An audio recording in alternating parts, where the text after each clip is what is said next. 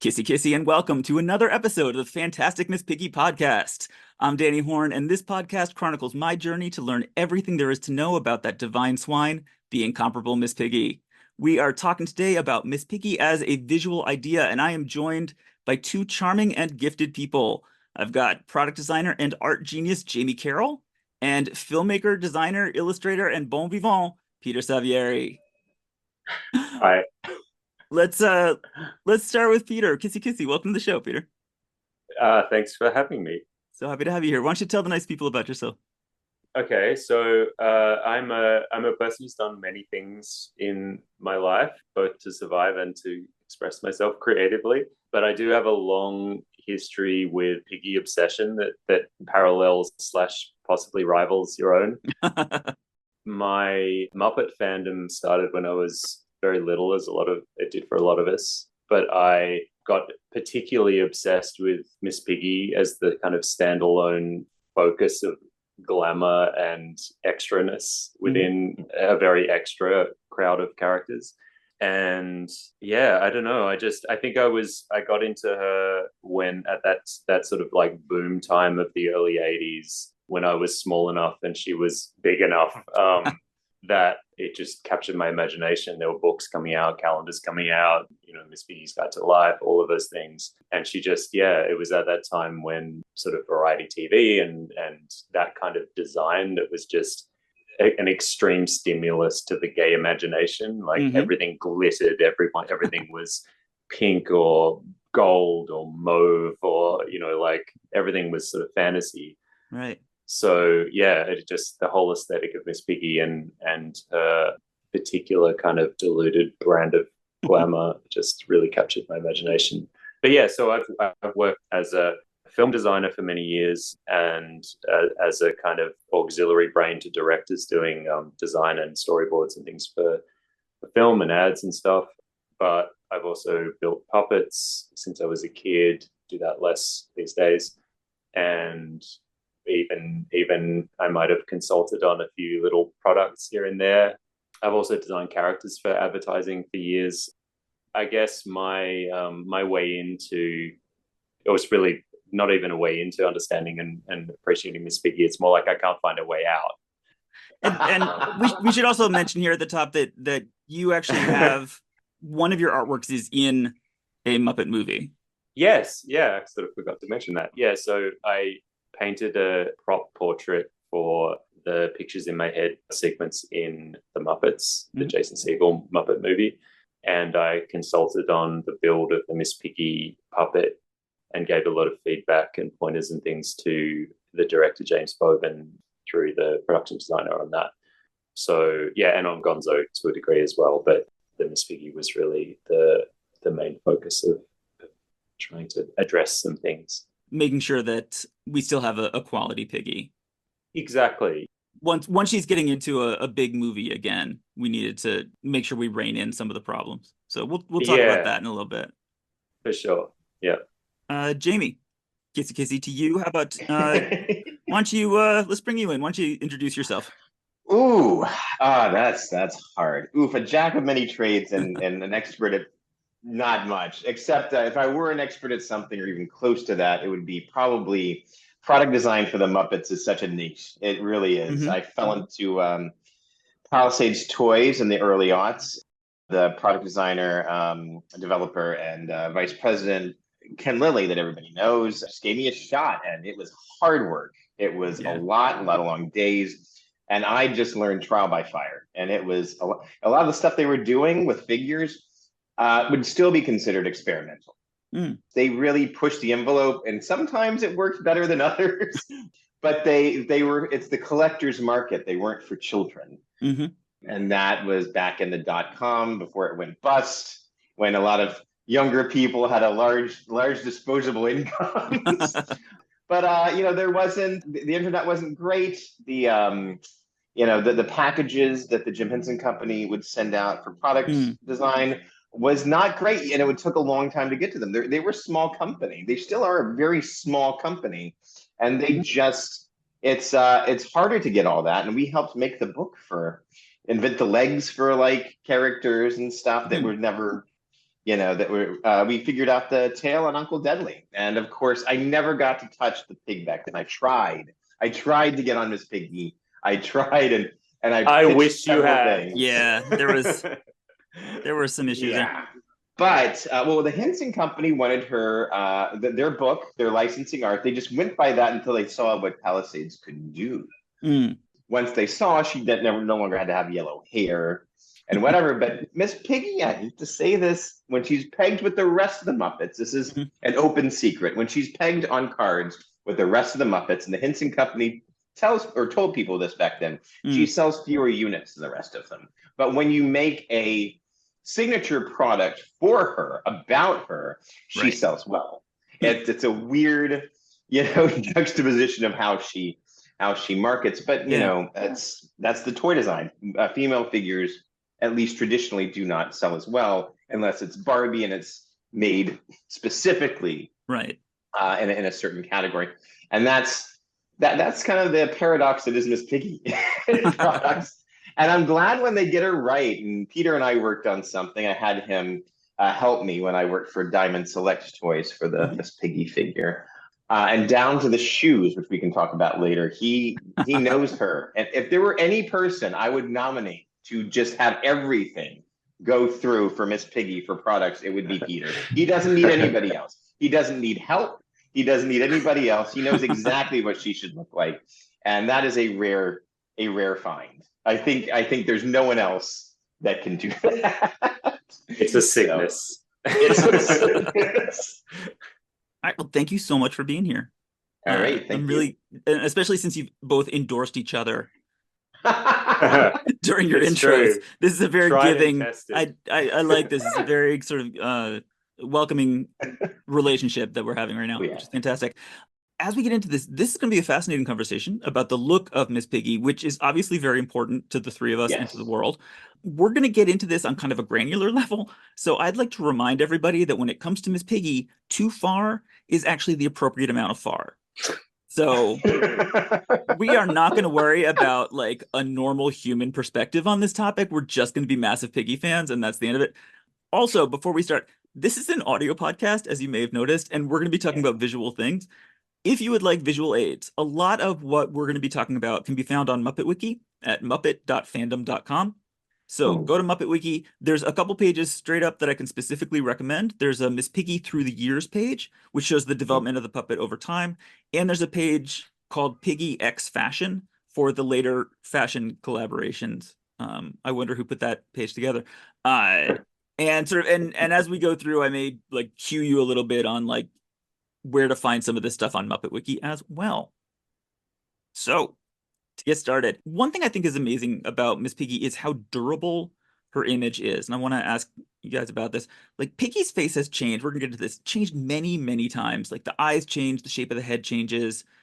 Obviously the hair and the outfit changes.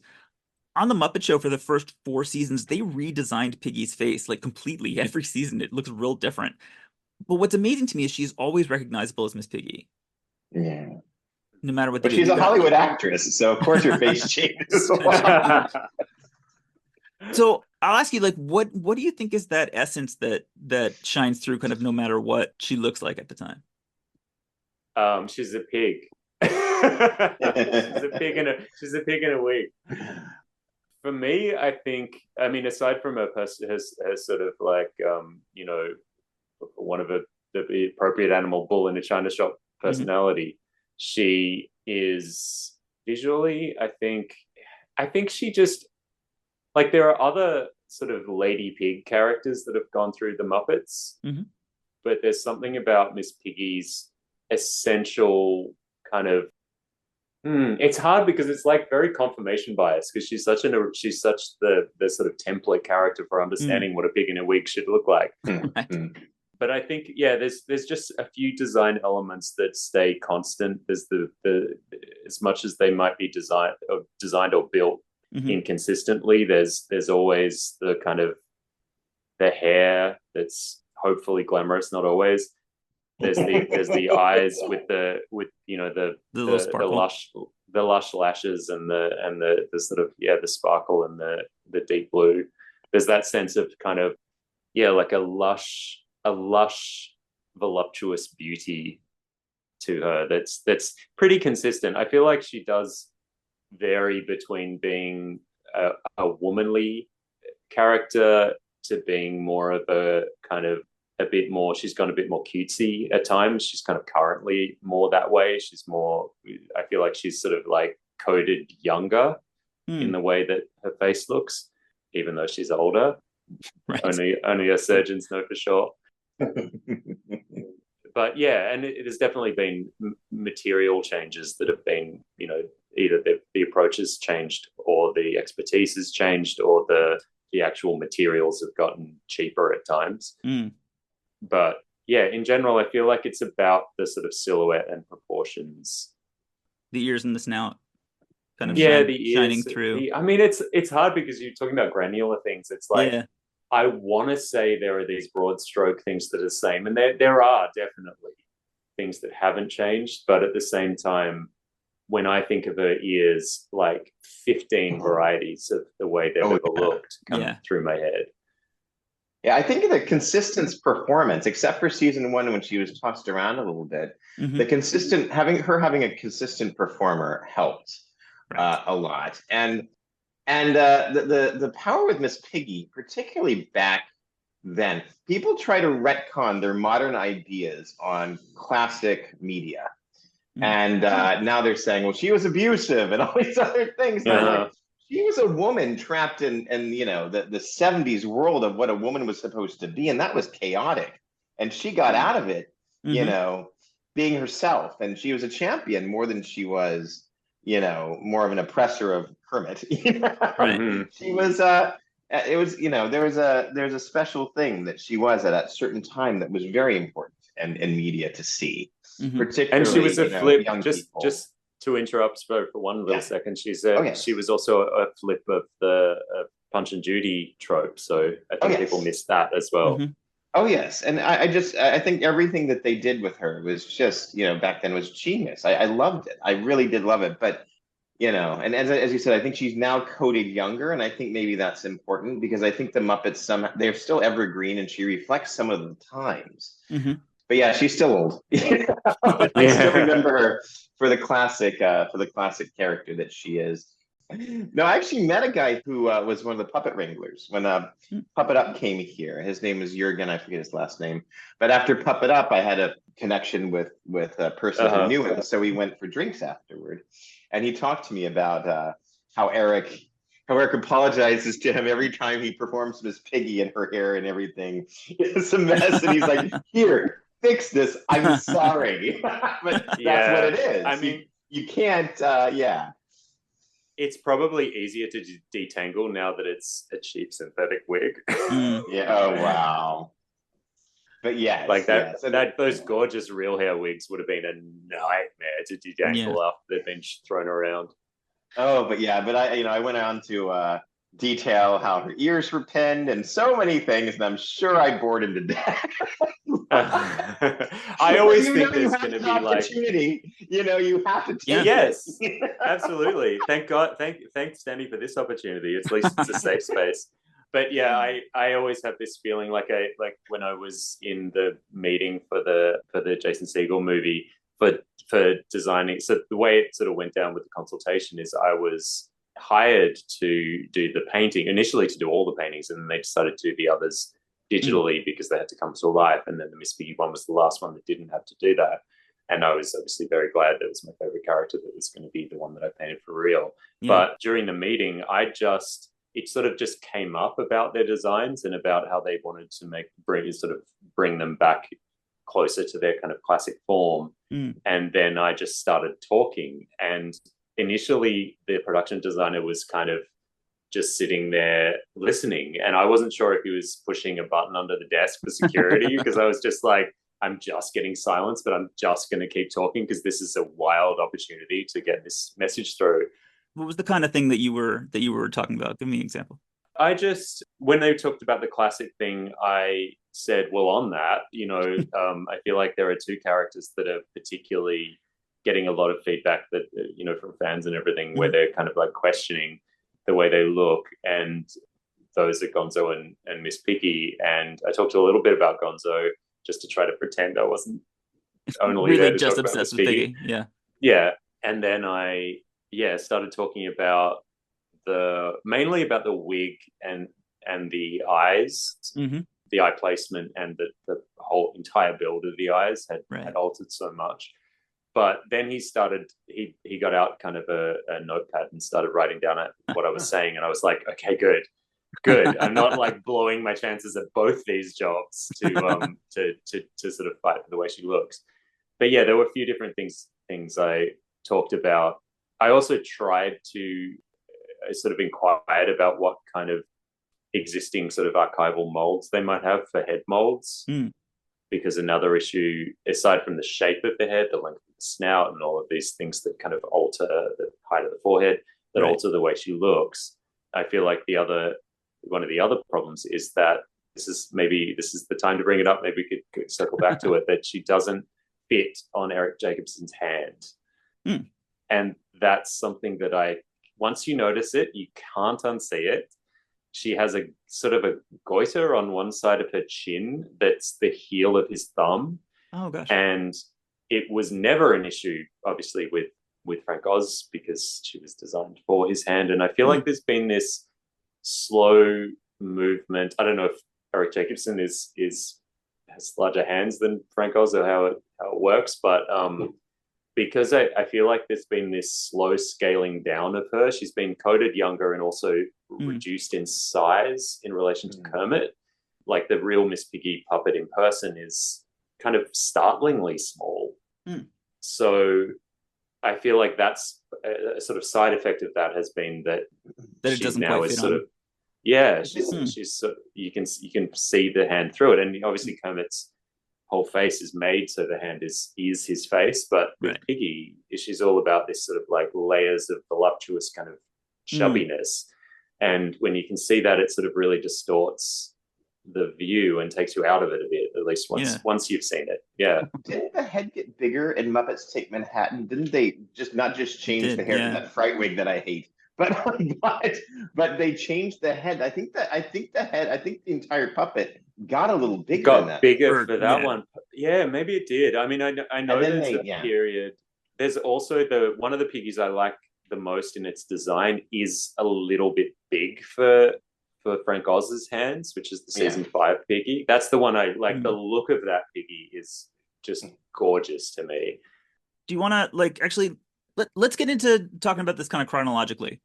Okay. Yeah. Otherwise, so that folks. Yeah. This is perfect. It's confusing. Let's help folks kind of follow along.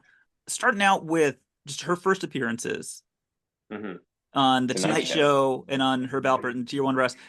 The pig puppet was created for the Muppet Show Sex and Violence pilot, where she was going to be in Return to Beneath the Planet of the Pigs, and she just has these like little beady eyes. And they needed a gal singer because they were going to do Old Black Magic on the Tonight Show, and so they needed a guy singer and a woman singer, and so they had to make her glamorous in a hurry. They took the beady eyes off, and they put Bonnie Erickson goes to the eyes drawer and pulls out these beautiful blue eyes. But she looks funny in those, especially they're too close together. Yeah, the Herb Alpert, they're real close together and real low on her head. Folks want to look on Muppet Wiki at Herb Alpert and the T1 Press. I feel like that was also maybe a character choice for the way she is in that performance. Like the way she's the role she's playing is more of the kind of hapless ingenue. So that was probably the choice. The instinct was to make her look a bit kind of like younger. Yeah, a little younger and a little naive. Something she's never been since. So then what is the difference when we get to Temptation in 1976? Well, one of them is that her eyes are further apart. They've got that sort of slightly predatory look of, like there's that theory around eye placement, or it's not really a theory. It's the thing of like prey having its eyes closer to the sides of its head so that they can see sort of behind them because they're going to be chased, and predators having this kind of like wider spaced but front facing eyes. So they've got binocular vision for tracking prey. I feel like she's got that now. So now she's like, when she knows what she wants, That's she can amazing. Yeah. literally jump on She it. can just go right at it. Also, she famously has a torn hole at the back of the mouth that was just colored in. And in that sequence, you can see, wait, it's not Frank Ellis playing it in that sequence, is it? Is it Richard Hunt? Well, it's Oz when she's speaking, and then the singing voice is Hunt. So my interpretation of that is that it's Oz on the day, because he's doing the dialogue, and then once it becomes a musical number and they're piping it in, then that's Hunt's voice. Cool. All right. So it's Frank Oz's hand. Yeah, you can actually pause it and see Frank Oz's hand through the torn hole, like the flesh of his hand inside her mouth. I did not notice that. Yeah, and in Temptation, they give her this dress that she very quickly gets into. Is it satin? The silver satin dress? Yes. All right. Yeah, when she had one dress and that was all she had. Yeah, that's sort of all first season. Yeah, I mean, I love that. I feel like we still think of Piggy in I've always perceived it as kind of, I guess it is silver. I think it's just because the surrounding vibe of it is so lavender. I've always thought it had like a lavender tinge to it, but maybe it doesn't. Yeah, the products, I think a lot of the products did, I think so. Yes. Yeah, interesting. Oh my God, it's blowing my mind. Her gloves are silver too. What? Yeah, she doesn't get lavender gloves until second season. Yeah, I never noticed that. Really? I was today years old. Oh wow. Wow, that's I love that there's always something new to find. Yeah, I have been obsessed with her costuming. You will find that out very quickly. Wow. Yes. Was there anything else to say about kind of first season Piggy? I mean, there's probably a lot. I always find it a little bit disturbing how visible her neck is. Mm-hmm. Yeah. That the character itself is played much more chaotically with a lot less. She's sort of primarily violent in a way in this telling. She's a very aggressive character, and the way she moves around, her hair's already a mess. That wig is being shipped in, I don't know, in like a Hessian bag. She's also kind of the violence of the way she moves around sort of exposes more aspects of the build. Yeah. Also, her snout shape is very kind of in keeping with the like Julie Strangepork and Link Hogthrob. Mm-hmm. It has that like early kind of very shaped sort of swoops to the front of it, and it's funny because when I look at it, that's the snout I used to draw on her when I was like tiny, because I feel like I just had it in my head that it was that was the shape of Miss Piggy's snout, but it changes so much. Yeah, very quickly changes to something much more subtle than this. Again, it's sort of bringing back that sort of analogy of what I used to draw, how I used to draw her as a kid. Mm-hmm. It's the differences that were quickly kind of discarded are also her ears. Always these early ears always remind me of like kind of shriveled like corn chips or something. Like they've got this they're kind of slant, twisted. Yeah, and her eye build is very different. The irises have multiple kind of starry lines coming out from them rather than just the 5 that it becomes. Her eyelashes are human sized and a little bit sad looking, right? And her eyelids also are fabric rather than foam, like sort of lush thick foam, which makes them look a lot flatter. And even though they are the sort of Miss Piggy predatory seductress kind of eyes, the blue is still a rich blue. They still look more closer to sort of pig eyes than they do human eyes. Yeah, and the lids don't really stand out as much. No. As they're going to. Yeah. You saying that about her eyes, this is now officially like my favorite conversation that I've ever had. And then second season, 1977, they just went and redesigned the whole head.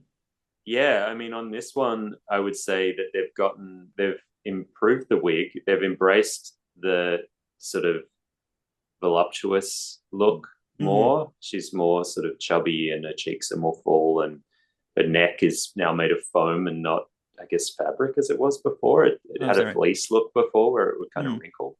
So the foam neck really helps.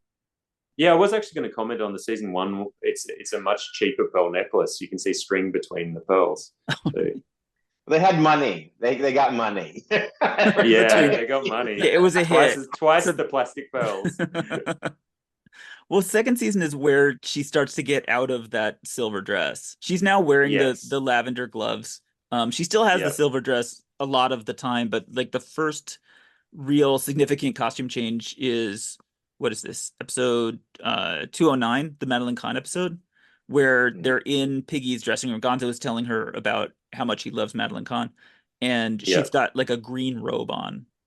Yes. In her dressing room, which is really the first kind of like casual Piggy costume change. That's not, she's also obviously in second season, she's also got the Pigs in Space outfit. Yes.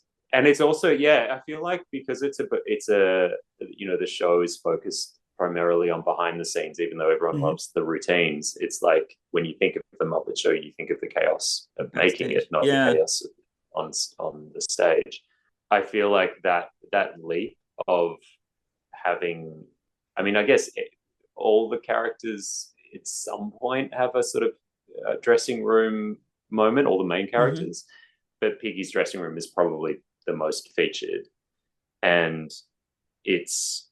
I feel like that's also, it's not just Piggy in the way she looks, it's Piggy with options all around her that really triggers anyone's brain who's into like a very aesthetic kind of brain to just kind of go, oh my God, there's a whole world. I can dress her. I can like, like it just, your brain just spirals into like toy play, dolls, fantasy, all of those things. And just being surrounded, I think, by all of those textures, because the Muppets are already so textured. Yeah. And then the contrasting textures of Piggy's dressing room, where it's all fabrics, it's all feathers, it's all glittery things.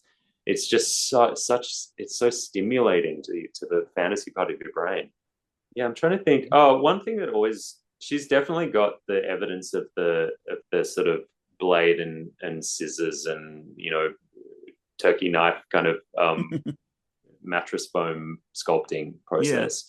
She's got, particularly around her jaw kind of under her chin in second season. And she's also got a thing that's always bothered me, which is the sort of, I feel like it was an accident, maybe they were out of time and then she just became the puppet, but the sort of line groove across between her nostrils.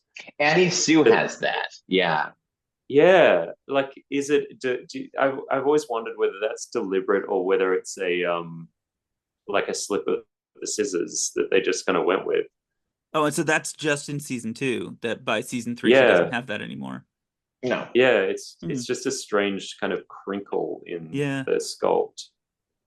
Don't they go through like a head every few days of filming like that? Those heads don't last. They don't. Yeah, I mean, I think now it's about every several months, depending how busy they are. I think they replace them about every half year.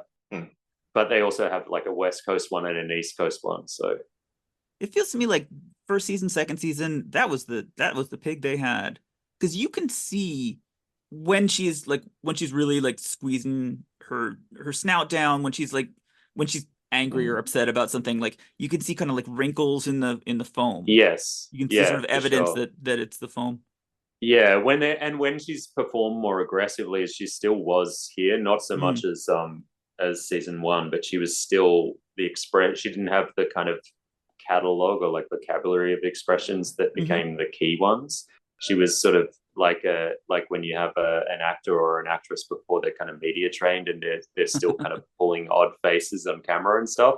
Later on, she became more, she knew her best angles and she knew, the key things she could do that still wouldn't either break or distort the puppet in a way that was not silly. Right. When you get to 1978, the third season, this is the one that actually makes me upset.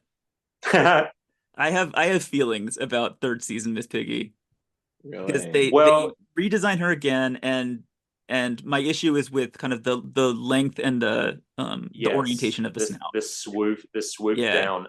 I have kind of a double reaction to this. Also because the third season, that's the one where there's also the classic, much more classic Miss Piggy. This like halfway through the season. No, there's the image from not Slow Boat to China. What is she singing? Mad About the Frog. Mad About the Frog. On the yeah. piano. That's a completely different Piggy to the one that is the Oh, you're right. nose That is, yeah. one. And they're both in the same season, which is extra. It's kind of like the two Darrens from Bewitched. It's like that real gaslighty feeling as a kid. But yeah, she's also a lot more petite, the swoop nose one. Mm-hmm. I have some affection for that build because it's the one they used in the tests for the Muppet movie, right? Where they're out in the countryside in England, which that test where they did it's like Super 8 or something they shot on, and it's seeing how they look in daylight. Yeah, it's so beautiful.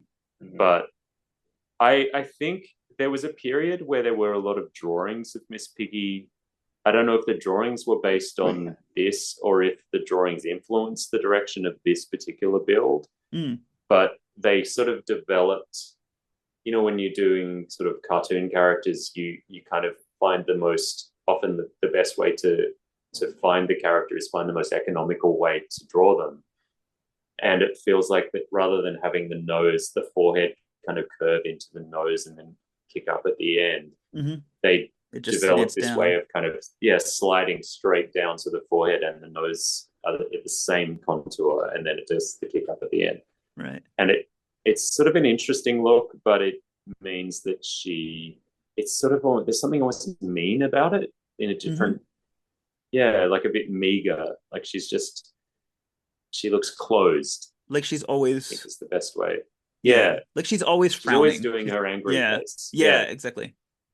So third season is when they finally got her out of the silver dress permanently. Callista Hendrickson joined the show in 1977. She's the designer who is going to become specifically Miss Piggy's costume designer forever. Love her. And the last known appearance of that silver dress, I believe, is episode 308, the Loretta Lynn episode when they're at the train station. After that, I believe that disappears. Yeah.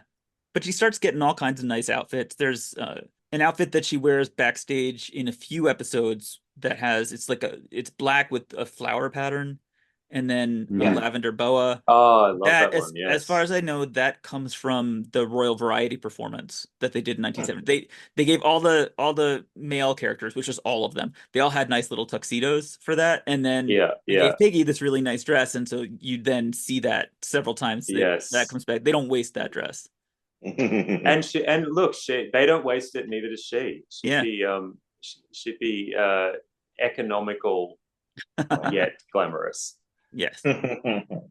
She definitely steals costumes from the rack of auditions. And yes. Oh, absolutely. Oh yeah. No, once she's got something on. Yeah. It's hers. She's exactly.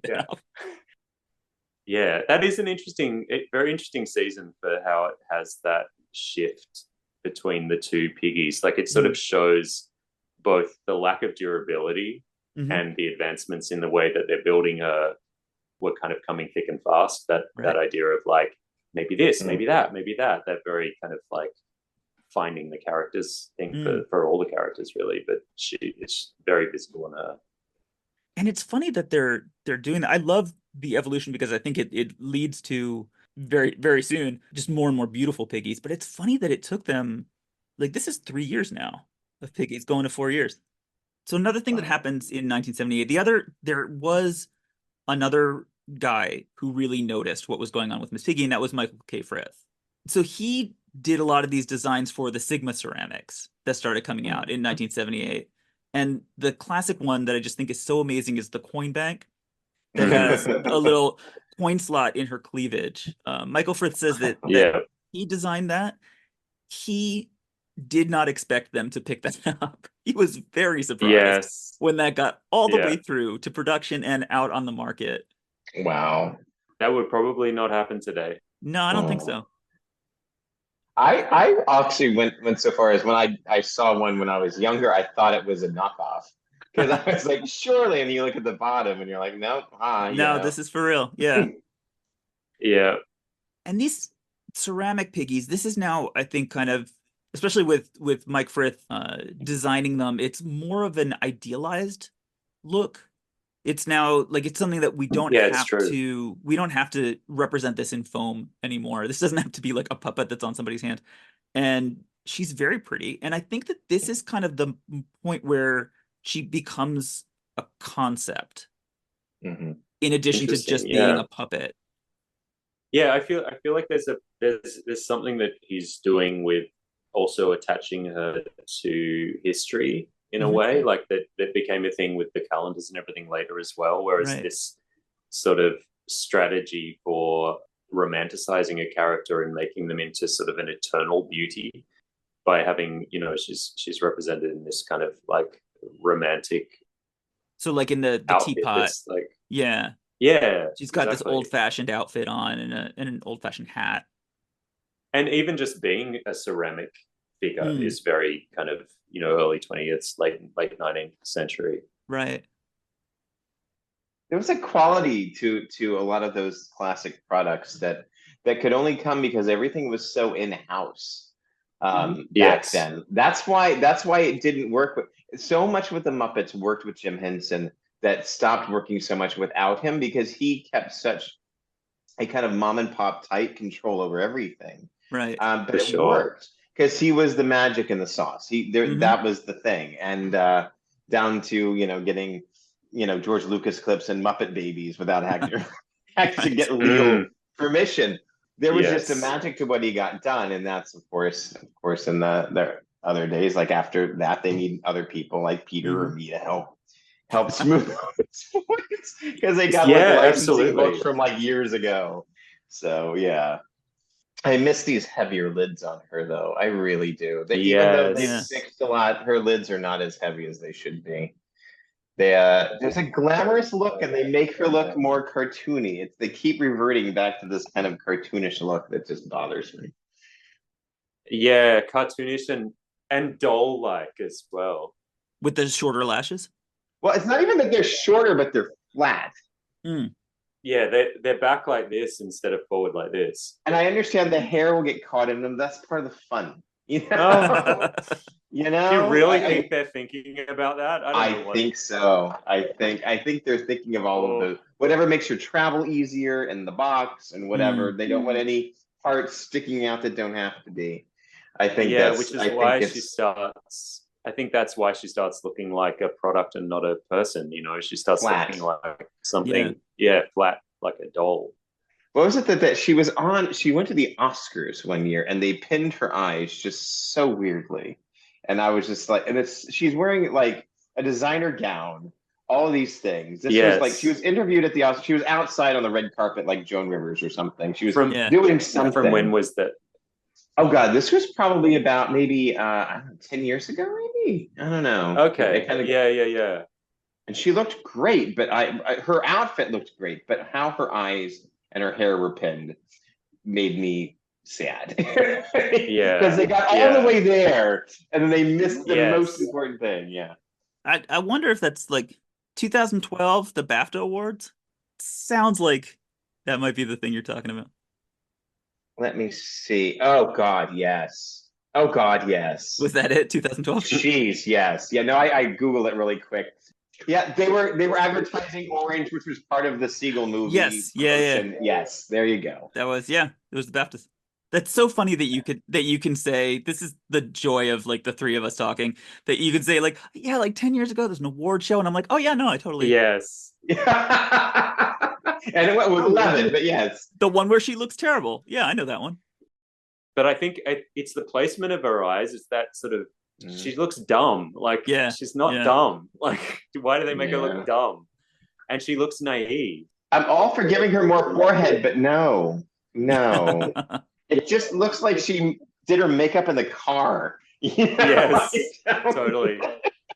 I mean, for me, the problem is not the forehead, it's the tiny face under it. It's like the snub little. It's that sculpt that has the really short snout that folds up and almost hits the eyes when it opens. And the rest of the face is just, the proportions just not there. It's like it's like a little girl version of her almost. I hope people are following along on Muppet Wiki. You can go to BAFTA Awards. That eye placement was, I mean, there are better. There's the one with her mouth open, which looks absolutely terrible. But then she looks a little better with her mouth closed. Mm-hmm. You can definitely see the huge bulge from the heel of his thumb in her on her left side. Now you'll never see it. I know that's the magic of Miss Piggy, Danny. I'm sorry. I was just worrying about that. Yeah, I was just very quietly worrying about that. Yeah, and when you see it moving, you really notice it. But it's like in a front-on shot, it's like this goiter on one side. You know what? I wanted to know everything about Miss Piggy, and be careful what you wish for. But with our powers combined, it only took one me to risk being institutionalized in a meeting with a production designer, and I got her eyes fixed for a minute. Yeah. So, like, with our powers combined, maybe we can get a better sculpt that fits his hand. That's a good call. Maybe. All right, let's go back to 1979. We're off the Baptist. I like that era better than now, so yes. So 1979 for the Muppet movie, I think, is the first time that we've actually got a pretty Miss Piggy. There's like, sort of the downward snout of 1978, which I don't like. And then 79, when you look at like kind of her in the Beauty Queen pageant. Yep. And this Miss Piggy is also the one that is on the piano in Mad About the Frog. So I guess they did the Muppet movie. They did the Muppet movie like mid third season. So I guess they came back and did more third season with this new puppet. Yeah. So what's different about her? She's made for close-ups. This one is made for the flocking. It's not even only flocked. It is flocked flawlessly. It is it's so beautiful. They must have had dozens of heads that they kept switching or whatever, because they're out in the real world filming with this puppet with these this very high quality. I don't understand. That must have gotten very expensive. There's something that happens with the flocking that's just, I mean, it happens with fleece as well, but it's not just the tactility, it's the way it catches light on the edges of contours. Mm-hmm. Yes. Gives her this like ethereal softness. Yeah. Like all around her snout, on the edges of her cheeks, like little highlights here and there. They're always the key when I'm drawing her or painting her. They're always the key to like adding that touch more lighting that just make her really feel like the character. Yeah, I all the Muppets textures, I think they peaked in the early 80s. And by Manhattan, they just kind of went for the most durable puppets. Yes, yeah. One thing that can be definitely spoken about here is eyelid color. The fact that that not only the material changed, but her eyelid color from the first one, it's kind of lavender first season, and then it slowly progresses, which is interesting because her outfit wasn't lavender yet. So the eyelids, the outfit, the lavender gloves followed the eyelids. Yeah, but in this film, it's in the Muppet movie, it's kind of this dusky kind of pink color. Yeah. And then later on it becomes this very sort of deep, almost maroon magenta-y kind of I like that color that's my favorite. Very vivid. Yeah, mine too.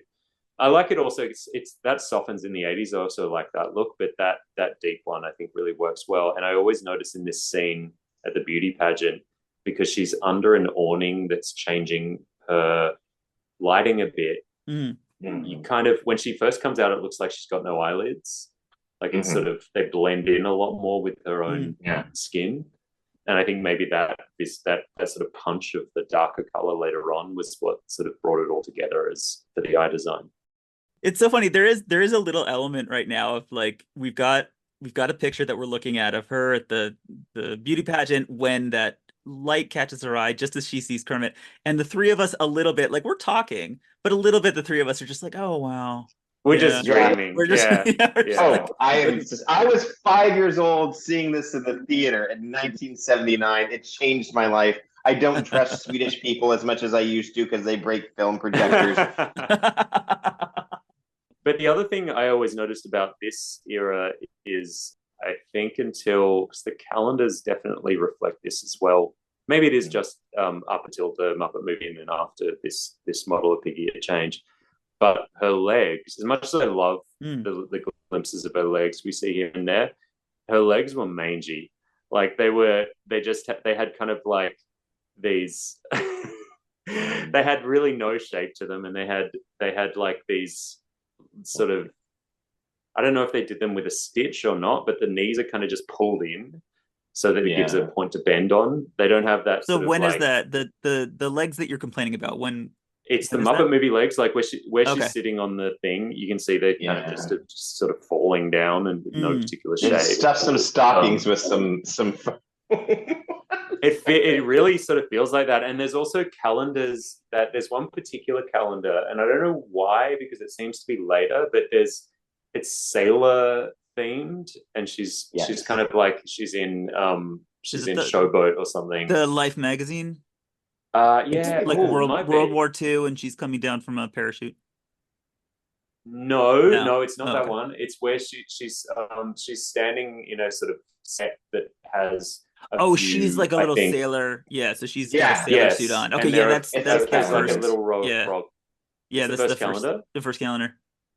Yeah, and her legs in that are terrible. They have no contour. They're just kind of like these tubes with a sort of weird little knee wrinkle, and they're totally disproportionate with the rest of her body. And I feel like what happened with the legs was related to Michael Fritz's drawings, because he always drew her in such a kind of like voluptuous pin-up model style, and he always gave her these very shapely legs that are just one of my favorite. Like her leg, like Kermit saying she had sturdy legs in Muppets in Great Muppet Caper is one of my favorite Muppet lines ever, because it just says so much about him and her. But yeah, her legs just became this. I mean, when I draw her, I think probably people have noticed if they've seen my drawings of Miss Piggy that it's all about this like hourglass and the very sexy legs. Yeah, she's not. I know they make a lot of pig fat jokes, or they used to. But when designing the figure, when I actually got the chance to help art direct and help design the figure, she's not fat. She's curvy. She has these voluptuous curves, and I love that. And that was the secret to making her body look right, is you lean into that. You lean into the curves. You don't lean into the idea of what she's supposed to. You just lean into what is actually there. And it is just standard, really, curves of a woman. And that's really what it is. Yeah, like if you take somewhat cartoonish, if you remove the torso, because her upper body is just all bust. Yes. Yes. Then some people like that better. Yes. I don't know. Yeah, exactly. Yeah. One thing I would like to point out for the nice people at home is we are using some pictures as references. Oh yeah. But when Peter was just describing the sailor suit Miss Piggy and what is wrong with her legs, we're not looking at that right now. That just came right out of Peter's right out of Peter's mind. He knows exactly. He knows exactly what it looks like. Yeah. Exactly what's wrong with it. You not just have an opinion about it. You're angry about it. I have. Yes. This is my favorite. This is my favorite conversation I've ever had. Yeah, I have the advantage of I don't know exactly what a photographic memory is, because like in my mind it's this thing where some people have that memory where they. The freaky memory where they remember every date and every moment, every but for you, the visual, the visual. And I think it's partly sort of natural to me from being a kid that was just very visual. I kind of got that from my mom's side, but it's also just been developed from doing storyboards, drawing like thousands and thousands and thousands literally of drawings in my life. So I think it's that kind of memory helps, but it is also just straight up obsession with this one character and everything she's ever done. So 1979 going into 1980, I think. Peter, I think you said that fifth season Piggy, is this correct? Fifth season Piggy was Piggy at her best. Ultimate sweet spot. Yeah. I mean, there are others I really, really like, but I think even though season 5 Piggy appears to be a little large for both the proportion in relation to Kermit, but also for Frank Oz's hand, like he's sometimes it looks almost like his hand is losing a little control in some scenes. But in terms of the proportions of her within her face and her proportions of her head in relation to her body, in terms of the just squish factor of her face, which is so beautiful, and the flocking was so finely done, and the airbrushing was so subtle and perfect. Whereas to compare to the Muppet movie Piggy, the airbrushing is beautiful, but it's still that kind of like her nostrils are very dark, and you can sort of see the delineation a little bit more. Whereas season 5 is where everything became much more subtle, where the eyes became a lot deeper looking. The eye placement in 4, it looks a little bit more straight. She almost looks bored. Yeah, it gives her this kind of like sultry sullenness that I feel like is it's like this combination of that absurdity of the pig in a wig that's sort of the base level joke of Miss Piggy suddenly becomes this heightened thing where it's like you genuinely are looking at her and having like the best kind of uncanny valley moment where you kind of like like she's a pig in a wig, like your rational brain just wants to say this is a ridiculous thing I'm looking at, but you can't help but think of her as this great beauty, like she really is living it in season 5. And her hair is gorgeous and so long and full, and it's also that I feel like before that she also had this kind of like wheatish honey blonde kind of hair that was very 70s, almost not quite as auburn, but almost a little bit Sissy Spacek-esque, like in the Muppet movie, especially the scene we were just talking about at the beauty pageant. It's very 70s, kind of smooth and subtle swerves of hair, whereas suddenly in season 5 it becomes this more ash blonde, kind of more bombshelly and contrasty with her, and just curls and length and just like everything is extra. Yeah, there's these waves kind of. And this is when they just start giving her new outfits. Like Callista's just working all the time. Yes. She gets new outfits whether she needs them or not. Like whether it's for a number or not. Every episode she's just got something else on. Absolutely. And she works hard, so she probably perspires just as hard.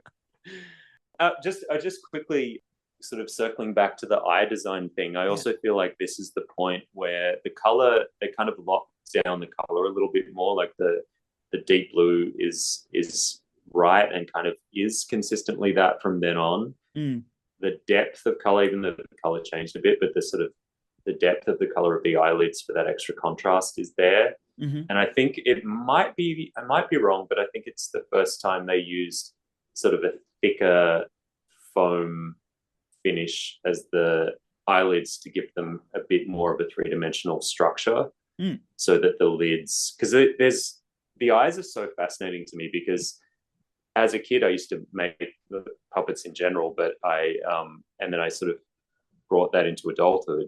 Because of trying to build Miss Piggy puppets, and I tried sculpting from foam. I never did the flocking because I didn't have the money or resources, but I did that. I did try to pat a few times with making a pattern to glue together as her, and then covered that in fabric. Like I tried all these different things. The thing that I didn't realize at the time, the thing I was always getting wrong was the eyes, because I gave them sort of a higher profile than they have. Like I kind of made them on quite a kind of high dome, because her eyes look very dimensional. And it was years later, it was actually as an adult looking at the character, that I realized what they've done is it's like a few elements that give it that look. One of them is the thickness of the lid, the actual fabric or foam that's over as the lid. It's the placement of the eyelashes, the depth of the black felt that's the base of the eyelashes as well, that kind of thickens up that whole area. It's the black line underneath. It's the way the blue eyes are shaded and everything about that. But one of the really massive key things is the curve of the lash line. Like when you look at her, it looks like it's curving over the curved shape of the eye. But it's actually exaggerated quite a lot on a much flatter eye base. So that when you look at it front on, it really looks like the eye is kind of projected further up as a kind of, what would you call that? Like a dome shape. But it's actually quite flat. It's the actual white plastic that's the base of the eye is actually quite flat, but that extra curve on the lash line makes it appear like it's almost like a drawing, like a forced perspective. Yeah, forced perspective joke. Yeah. Anyway, if anyone out there is about to build a Miss Piggy eye, that's my advice. All right, that's fantastic. Well, let's talk for a second about the Pig Dreams calendar. The 1980 Miss Piggy calendar is the first calendar. They never made, in the 70s and 80s, they didn't make Muppet calendars. They just made Miss Piggy calendars. And this is the moment for me, I think. 1980, I was 9 years old at beginning of 1980. And I think this must be when I really clocked like Miss Piggy specifically. Like, I was a huge Muppet fan, obviously, and I loved them.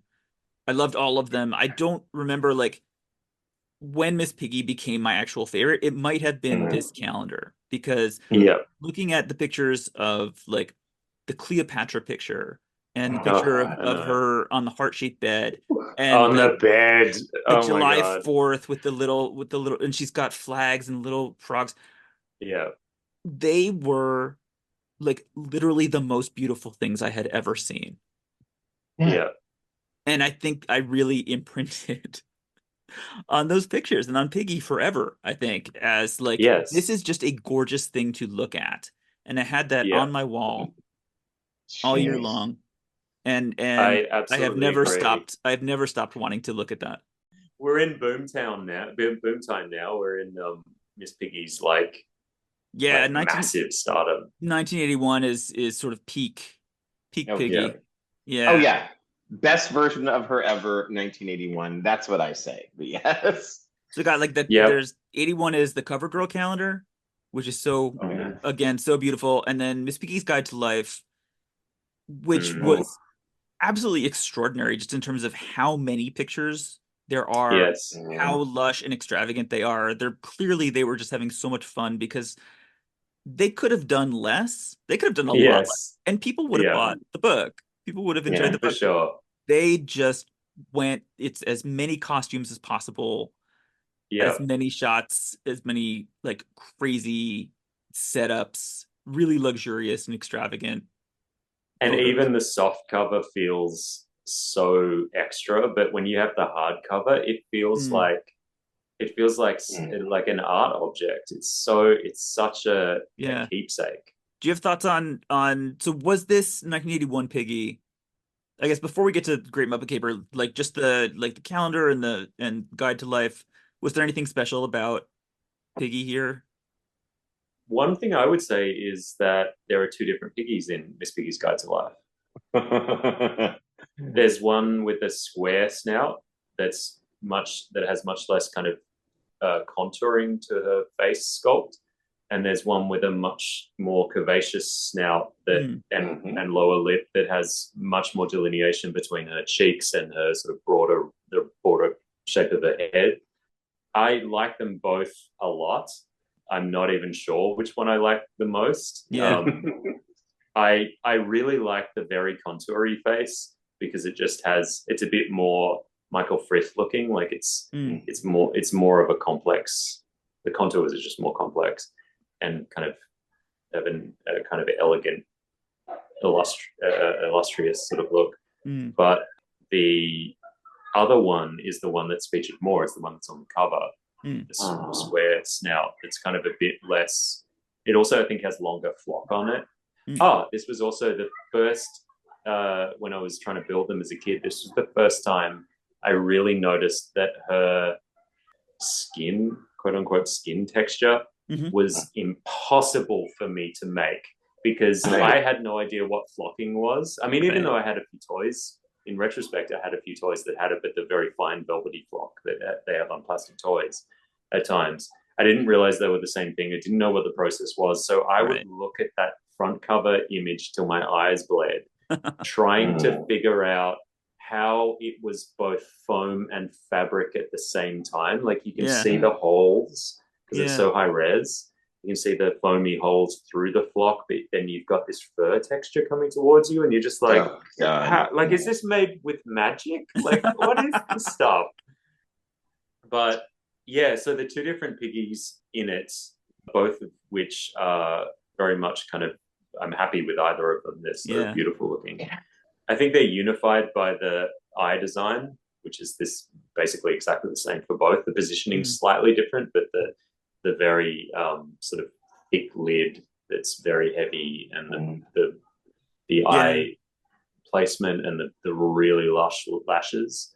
Yeah, I guess this is really like what you were describing before of the very like dimensional eyelid. Yeah, and you really can explore it in these because you see there's that the one with the jeans on. It's kind of like Brooke Shields. Yeah. That one's a really good example of the directional eye thing because she's looking kind of away from us, and her eyes look like, it almost feels like they might be animatronic. If you didn't know the full dimension of the characters, it looks like her eyelids are in a completely different position than they are front on because of that kind of directional build. Yeah. There's also, this is the era, I think, for her ears that you seem to draw the most. It's the last time they literally have that subtle curve in the front. Yes. And I love that. They lose it in Caper, even though that's almost a perfect puppet. They lose that and it starts to become more rabbit-like. They, I know, like with product design, we tried to give her in there. Tell me. I know, Peter, you sent me the sketch that you made for the Muppets, and a lot of that sketch was about like the curve of the ears. Yeah, I mean, I was sort of, with that consultation on the puppet build, I was working against this. I asked them whether they could find an archival mold and make a head from a previous mold, and the impression I got was that they had the current mold and maybe they had like a slightly older one. I actually don't know what they chose to do in terms of getting the mold, but I realized everything I could do had to be on a mold that they were already using. Right. So then it became more about focusing on the eye build and position and how that influenced the height of the forehead. And then that would also be the wig position that would give her more forehead. And then the ears, which had slowly crept forward, giving a way more of a rabbity look, not just because they stick up, but because they're right above the hairline. Right. I got them to put them back so that they could get the wig back a little bit further, and the ears could be more like, longer, further back like a pig's ears are, but also just give her more sort of length from the sides. She didn't have this sort of snub-nosed, flat-faced kind of look. But yeah, it was also trying to draw them so that the ears were curved forward. I don't think they really did that, but they did, I think, get that position a little bit better so that she had a little bit of forehead and she had more of that, like when she pulls her angry expression or when she talks, there's a lot more room for a snout to kind of make those expressions because the eyes are slightly higher up and then the hair's slightly further back and the ears are slightly further back. So there's just more space for expression, I guess, and more of a sense of a profile. Yeah, and you can really see here. I'll give you guys the Muppet Wiki page for Miss Piggy's Guide to Life. If you scroll down to the gallery, there's a bunch of photos, and you can really see in these the curve of the ears. Yeah, I hadn't noticed that until you're bringing it up, but yeah, they sort of cup forward in this really, like both a piggy way, because I mean obviously pig's ears look very different, but they still kind of close over themselves in a way that isn't this rabbit-like straight up thing.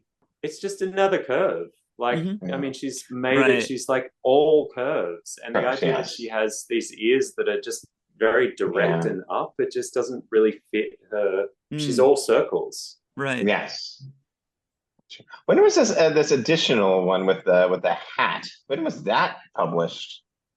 The cover, when they replaced the cover with this more modern. Oh, that's a very crappy later. I think it's maybe late 80s. Yeah, that looks like a Miss Piggy's Hollywood kind of. Yeah. Whenever I bully anyone into buying an old copy of Guide to Life because it'll make their life better, I always tell them, do not be fooled. Do not get this one because also that one features a lot of photo. I think it's on lesser quality paper from memory as well, or maybe it has some good quality pages and others not. It also has the black and white photos kind of, they're not as grayscale. They're sort of more contrasty. It's just bad. Yeah. All right. If you're going to get a copy of Miss Piggy's Guide to Life, and you should, the original. Insist on the original. Yeah. Soft cover is fine.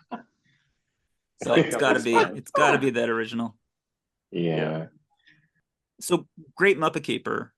Yes. She is beautiful, but I can see, like you say, that the ears start to stick more up. That's the one that I helped base the revisions for Diamond Select on. Was mostly that, because that is, well, that's still, the same time as season 5 when they were filmed. It's the same era right there. It's the same time, of course. Probably different puppet, but that I feel like the wheels start to slightly fall off the wagon from after that film. After Caper. On. Yeah. I would say, I say Muppets Take Manhattan.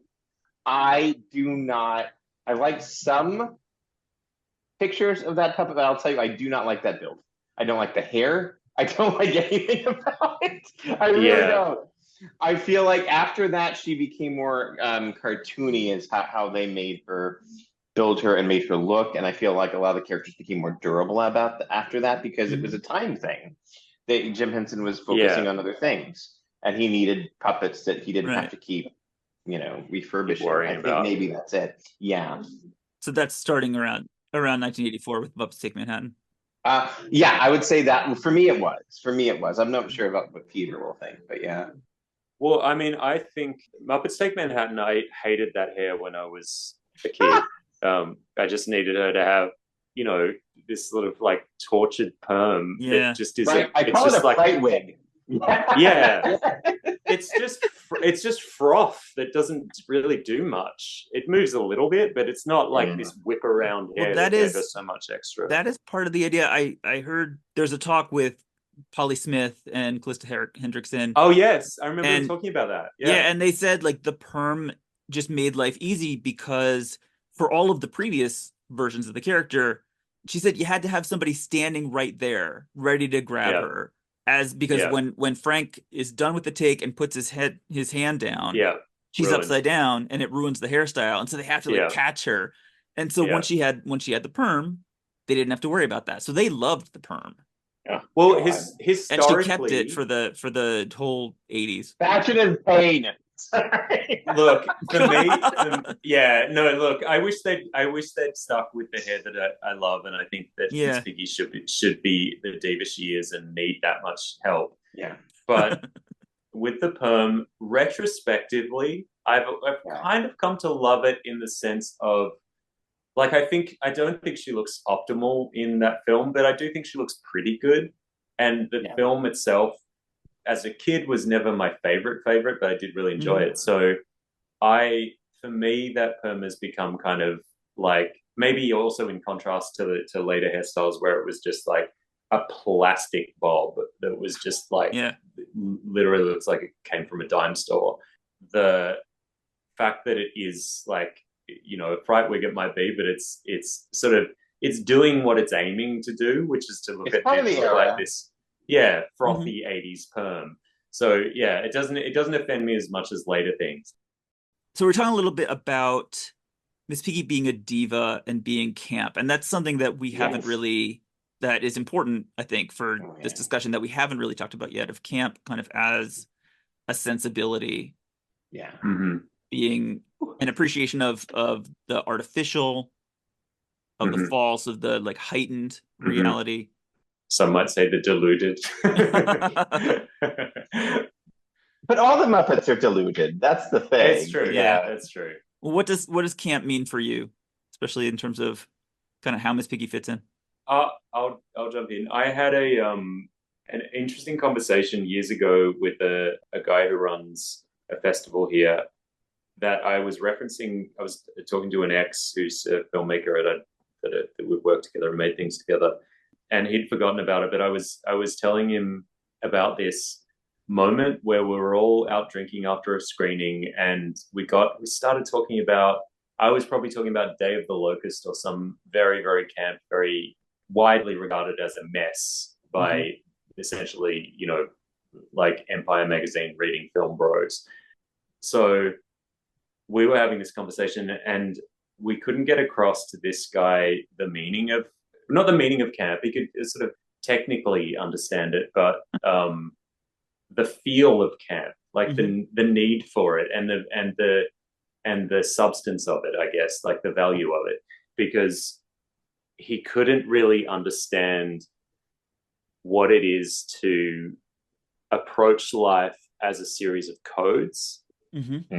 Because I feel like when people are kind of aligned with their nature and nobody's policing them for their nature, and they're not feeling like an outsider in any sort of severe way, they're not looking at the world as a series of tricks they need to learn. They're just fitting with those tricks. It just seems like truth to them. So they don't really get in their head this very early idea that everything is a fantasy, even the most dull things, or dull to me at least, things like someone playing golf, like you're in drag, playing golf drag, you're in golf drag, Right.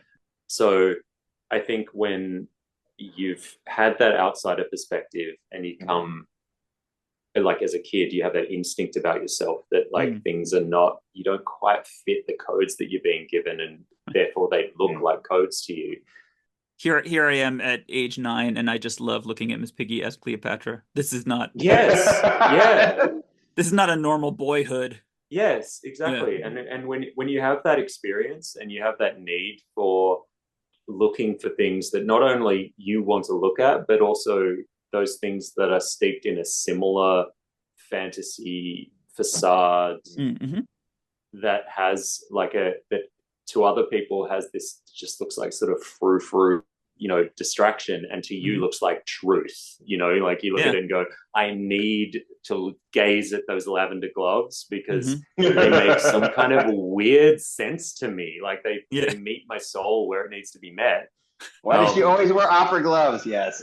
Yeah, I know. I mean, what is she ashamed of her hoops? But yeah, it's that thing, I think, where all the Muppet characters have their sort of delusions, their aspirations, because it's inherently about sort of characters failing upwards, or characters that are chaos that's found other chaos, so they find some warmth and family. But I feel like with Piggy in particular, she's not only an expression of that usual aspiration that the Muppets have, she also kind of resents the context of the Muppets themselves and feels like an outsider in that context. Right, and even in this group. Even in this group. And she's never, like, because she's a narcissist, she thinks it's their fault. Even if she's being a complete jerk, she still thinks it's their fault. Yeah. So like she's easily hurt, but only in her own feelings. She can come back to a sense of family, but it's like very brittle and kind of only when the stakes get really high. But she projects this fantasy that's even beyond the escapism of the Muppets themselves. She's trying to escape the escapism. So it's like she's so many levels of fantasy that she just, and aside from, obviously just being this super femme kind of super glamorous presentation, just the fact that she's this outsider that's working so hard to have almost a defensive force field of glamour around her. It's very relatable, I think, to a lot of young queer people, and a lot of just misfit people. Like I think a lot of just cis girls who are kind of, maybe they don't fit the beauty ideal, or maybe they don't fit someone's program for what they're supposed to be, and they suddenly look at this very glamorous, very empowered, very violent at times, very just energetically herself kind of character, and they see the possibility of that. They see the fact that you could actually move through life. Maybe it doesn't take like delusion and narcissism, but you can move through life with being as grand as you want to be while feeling safe. I always felt like camp is a safe area where you can always say the things that you're not allowed to say in your normal voice. And that's the thing. And that's what the Muppets represents to me, particularly, Miss Piggy, is she says whatever she wants to say. She's in piggy drag. She can, Frank Oz can say, the thing with Frank Oz in interviews is you see the real guy come out and he's frustrated because most people bore him because most people are stupid and boring. And you can see it.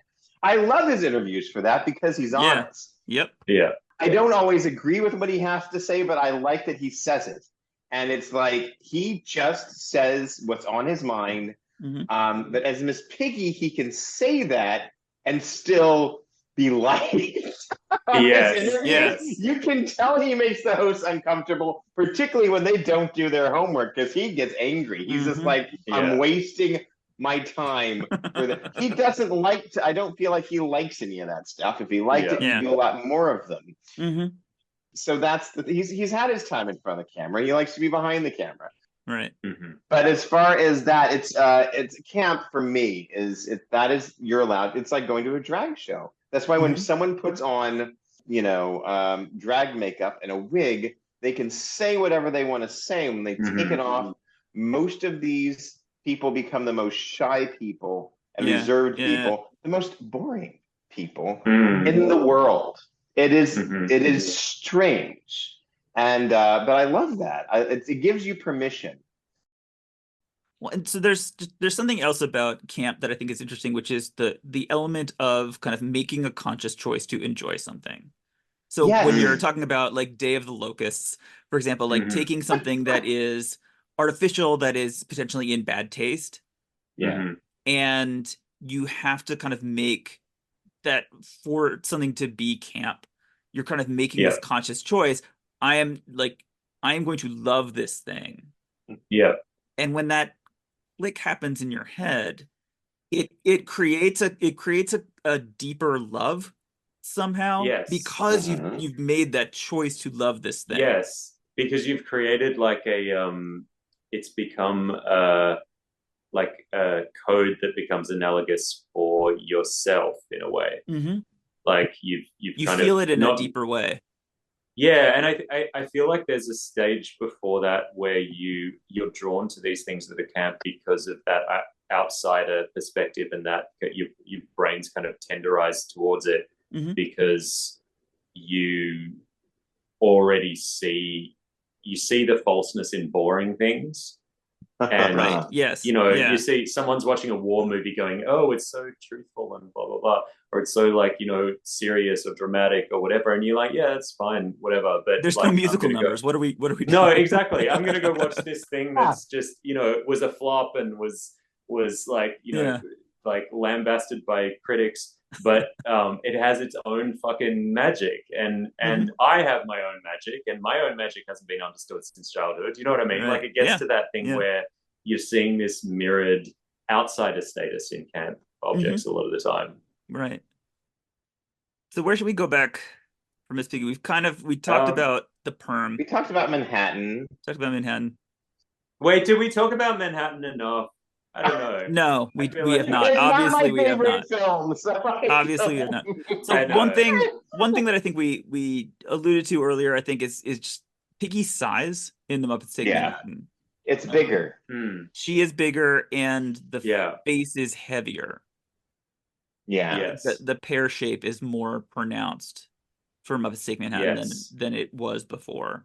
Yeah, and her eyes are also a little bit sort of dopier, like they're a little bit more tilted Yeah. in a more plaintive kind of way. Yeah. But one of the things about Miss Piggy from this era, particularly going back to the wig, is it wasn't just the movie. She was stuck in that wig for the rest of the 80s. Yeah. And I just was bored with it. I couldn't believe that she wasn't. You know, but of course, Yes. Frank Oz loved the fact that it gave him freedom, you know, from Yeah. having to have someone fuss over her all the time. But yeah, I don't know. It was so boring. You could just tie it back in a ponytail, do something. You know?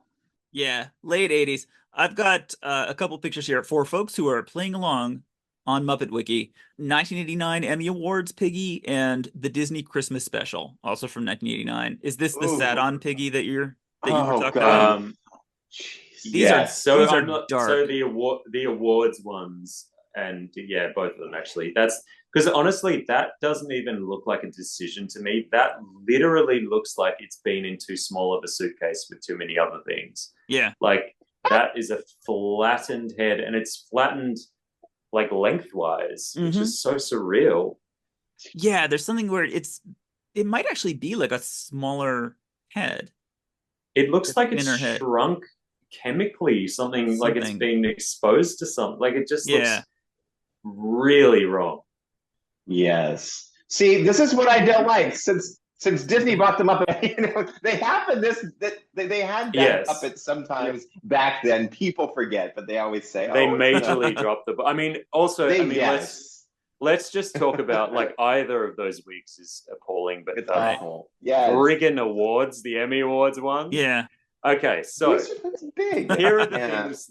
Here are the things that are right with this puppet. That'll take long. That'll take short. She's wearing lavender gloves. There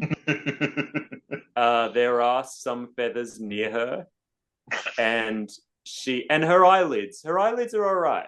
Her eyelids. I'll give her her eyelids. Her eyes, unfortunately, are looking in two complete different directions. They're too pale, and they kind of look like I don't know, like albino goat eyes or something. Like there's just something really off-putting and slightly satanic about them. Yeah.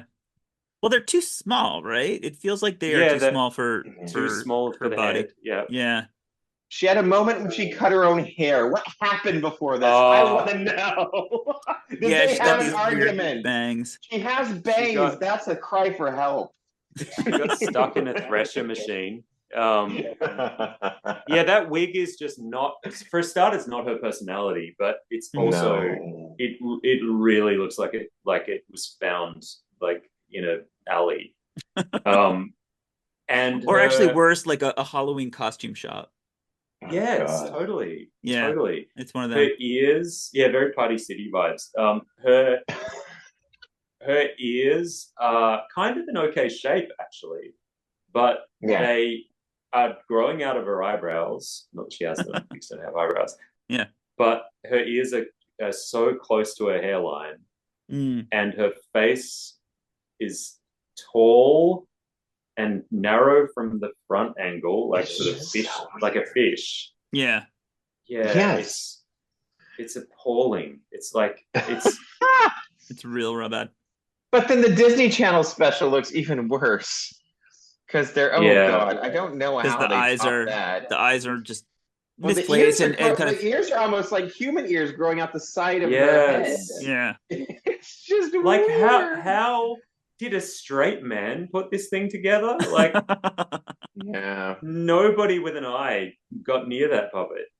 No, that looks pretty awful. I love this part of the conversation just because it's obviously like the mirror image of how much we were like just gazing at the Piggy calendar pictures, just going, oh, so beautiful. Yes. And now I've got we've got these two pictures in front of us, and the three of us are just angry. Yes. We're like bubbling over with it. That when you get Piggy wrong, when you really and the 1989 Emmy Awards, when you get Piggy wrong, it's like there's nothing right in the world for us. And you realize the level of investment you have. It's like when you have like a favorite actress or diva, who has a little too much surgery, a little like gets something done that's not right. Yeah. And it just throws your whole like world compass off for it when you're looking at it. Yeah. I won't mention names, but yes, there's several. They got a few things done, and you're just like, oh, I love you, and I wish you hadn't done it. Yeah. You need a friend with you to tell you no, honey. Yeah. Can you throw a few million towards getting a few things undone? Yeah. God. We love you for you. You're fine. Yes, no, exactly. But hit Control Z on that surgery if you could. Let's get to the next one so I don't cry. 1992. 1992. She was so much better in these pictures. And the Muppet Christmas Carol. Yeah, she's back. She does have these rabbity ears in Christmas Carol. I am now recognizing that.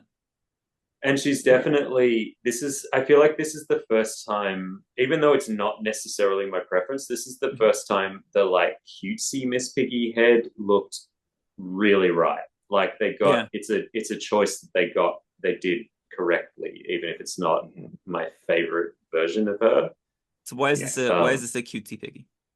I think just because it's got this sort of thicker, like the curves are less cornery than they were when she was like 1980, like 78 to 80. Yeah, like everything has this very beveled edge, and she's just a bit. She's still got this. It's not short in the mutant way it was a year, 3 years before this, but it is like still that short, stubbier snout that is also a little more juvenile looking, less of like Barbara Streisand elegant nose that I'm never changing, and more like juvenile, I guess is the best way I could describe and her cheeks and her chin rounder without as much kind of like detail.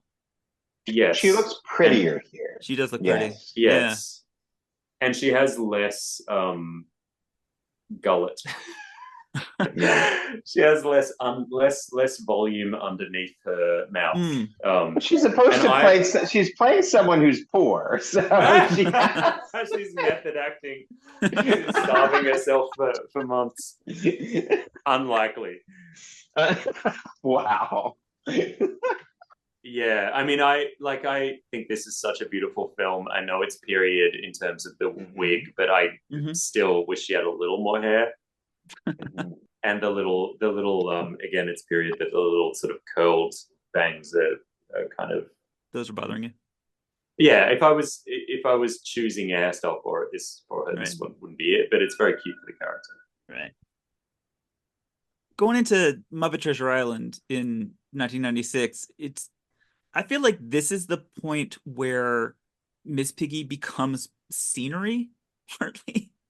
Just because of like the enormous outfits that she has and the way that she's kind of like carried in with this insane like feather headdresses and just feathers everywhere. And her entrance is delayed as well. Like she's not really a big part of it too for a real long time. This is like her biggest drag queen number ever with this headdress. Yeah. Wow. Well, it feels to me like it goes beyond sort of costume and becomes like kind of a special effect.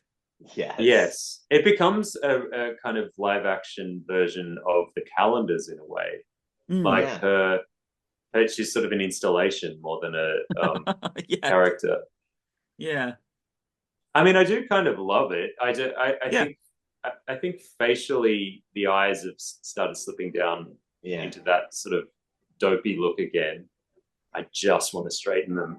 It's like when her eyes, because it's kind of an okay eye build, but when they're on those kind of angles, I just want to reach through the screen and fix them. It's so frustrating.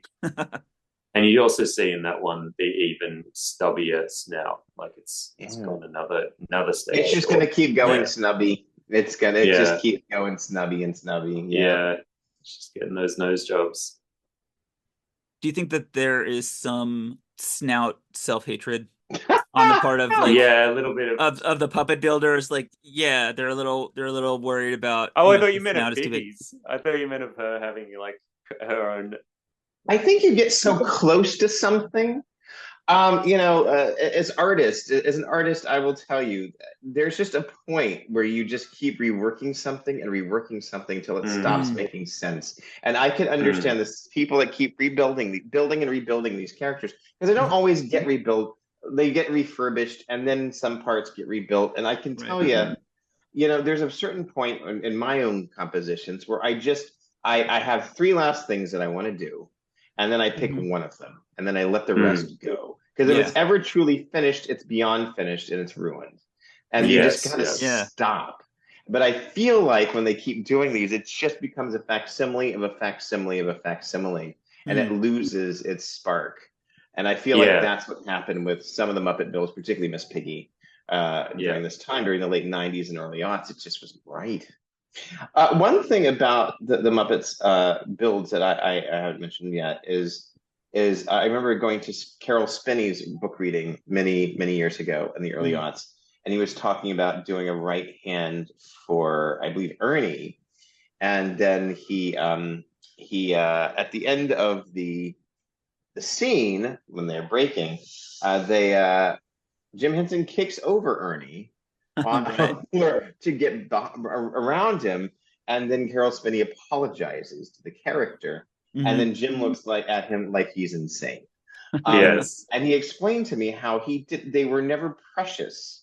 They looked at them as props to get through a scene. So particularly when you're talking to performers about the different things that change with the puppets and the characters over time, they don't notice it or care as much. They're thinking about the performance. They're thinking about so many other things. Yeah. And they see the work that goes into them, because even the most, disappointing looking puppet to us is still amazing, and how it's put together. I mean, these things cost tens of thousands of dollars. It's a lot of man hours. It's a lot of things. And everything is hand, and a lot of people. Hand done. Yeah. But that's the thing, is they see them as props. We fans, and then the wiki page that say, Zoot through the years or whatever. I'm addicted to that. I will go back and look at that all of the time. Yeah. Because I'm just that's my favorite Zoot. And but I swear, it's when did his nose get so yellow? But it's that sort of thing. But the performers don't see them from that perspective. I think it's also just a factor that comes from the team. It's that outsourcing thing, but it's also not having people like Michael Frith or Bonnie or Callista who have eyes on the character, who really know it, and they know it from a pure design point of view, but also they know the character themselves and how what the visuals contribute. Because Frank Oz, obviously, he's a visionary in a lot of ways, but he's not a designer. He's a performer. So he's not going to be obsessing over those aspects the way it's the same thing if you're on set on a film and you have the camera department, the art department, and everyone's got to wait while the camera gets right, but also everyone's got to wait while somebody sets the curls of the actress or make sure that a dress is aligned correctly or whatever. When you don't have that team, what's the camera looking at? So I feel like they just need a tighter team around them that is hyper focused on one particular aspect, like the design or the build or the specifics. So what are the main things that go wrong that determine whether something's a good or a bad Miss Piggy puppet? I would say, for me, the main two elements, I mean, as long as the sculpt is somewhat right, I feel like the two elements that really affect the way she looks are her hair and her eyes. Yeah, I think even if you have a sort of average sculpt, if you take, for example, the season 3 weird snout Miss Piggy, the eyes are beautiful, the hair's beautiful, even though that sculpt is the most unlike her whole canon of how she looks. You still kind of you connect because she's swinging around this gorgeous hair and she's got these really lush eyes. Right. But when you have a pretty well-shaped face, but the eyes are kind of wall-eyed or doll-like or flat-looking, or the wig is, you know, an ugly bob perhaps, or a weird froth of cheap hair, then you definitely kind of, it throws you. Even if the overall face shape looks okay, you're kind of like, So the wig's got to look kind of lush. Yeah, and it's got to move as well. I feel like there's been a lot of Miss Piggies where the secondary movement thing hasn't been sufficient to give her violence and her kind of languidness, and all of it's not really played out by what she's wearing and by her hair. So it kind of just looks like she just looks sort of like a block without all that stuff without that around. moving. Yeah. It seems like both of us hate the flat iron bob wig. You brought it up a couple times, Peter. I hate that thing. That made the silicone wigs just made a huge difference. Yeah, so that was look more like a puppet, unless I don't know. Yeah. When did that come in? Is that like mid 90s? I think they got synthetic in the late 80s perhaps, but I think they might have been a blend, and then they just got like mid 90s they started getting very plasticky looking, like really ugly under the studio lights, and just the hair all kind of like almost looks like it's like melted together. The way it sits just doesn't have air in it, doesn't have flow or movement. Did it get better after that? Like, was this an era of kind of the flat bob hair, or the quality improved in like it sort of fits and starts, the quality improved, but they even had long versions that I prefer but still didn't really like, where it got into that sort of equally flat ironed long look, like long but not long enough, and without any bounce to it, still sort of flat to her head. But I think, dare I say, the moment it improved was the Muppets, the Jason Segel Muppets. They spent some real, well, I don't know if they spent real money on it, but they definitely spent some taste on it. Like, it's the hair, you know, when you think of her coming in with that sort of 70s flick, bleach blonde kind of 70s flick, when she's wearing, I think she's wearing a tweed sort of suit and a hat. She comes into the studio and she has a big arrival and she's got a bags and everything, and the hair's just bouncing so crazy, and it's like it just nails it. It's just like, that's her. Like, she's too much. You can't have a just enough or almost enough Miss Piggy. She's got to be the curls, the accessories, the eyes, like, it has to, you know, the eyelashes. There's this great line from a great like sort of phrase that I remember when I was a kid. I was a big Michael Jackson fan, and he was talking about producing songs, and they were talking about all of the hooks in Billie Jean. The fact that you can pull out multiple layers of that song and find a new pop song from every single one, and a lot of his songs are like that. And he would have this phrase he'd use in the studio with Quincy Jones, where he'd say, "Put the jelly on the jelly."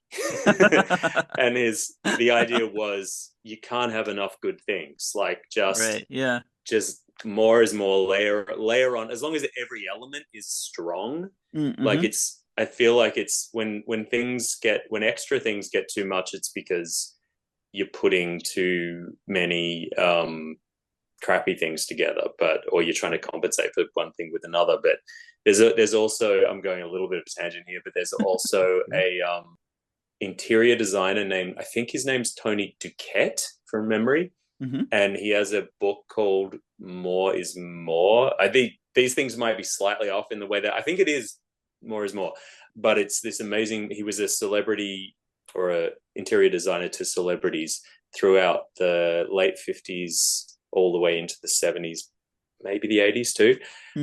And his style is just, it's like highly curated antique store. Like, it's so layered. There's so many things in there, but your brain just explodes with how well put together it all is, and how it is somehow harmonious, but also that there's always things to find. Like, you kind of never bored looking at it. And I feel like Miss Piggy's like ultra luxe look, like especially in the calendars, as the best example of her looking Right. sort of Yeah. extra, but like so designed. There's nothing extraneous, but there's still a lot.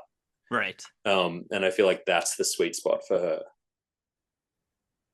Jamie Caroll, Peter Savieri, thank you so much for spending. People won't necessarily know because I'm gonna edit these to like a normal human length. Thank you. Yeah. Thank you both for spending 100 hours with me. Yeah. Talking about Miss Piggy. I have loved this so much. This is like my favorite. It's my favorite conversation. Both of them are my favorite It feels conversation like a piggy ever. exorcism. I've gotten it out of me now.